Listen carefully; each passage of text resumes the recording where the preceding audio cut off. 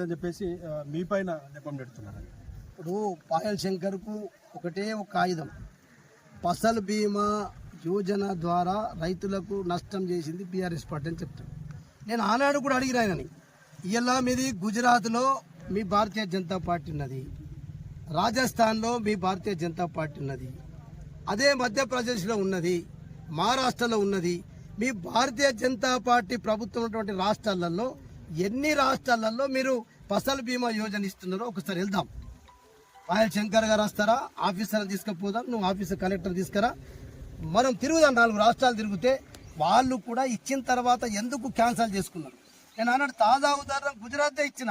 ఇలా మీ నరేంద్ర మోడీ గారు 3 సార్లు ముఖ్యమంత్రి చేసి ఇలా 11 ఏళ్ళు ప్రధానమంత్రి చేసినటువంటి మీ రాష్ట్రంలో ఉన్నటువంటి ఫసల్ బీమా యోజనను కూడా మీ ప్రభుత్వం కూడా తీసేసింది కదా.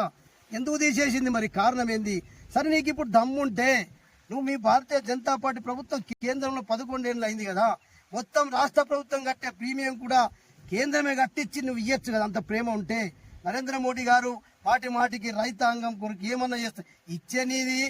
అది ప్రధానమంత్రి కిసాన్ సమ్మాన్ యోజననే కనీసం 2000, 2003 కిస్తులు ఇచ్చేదే.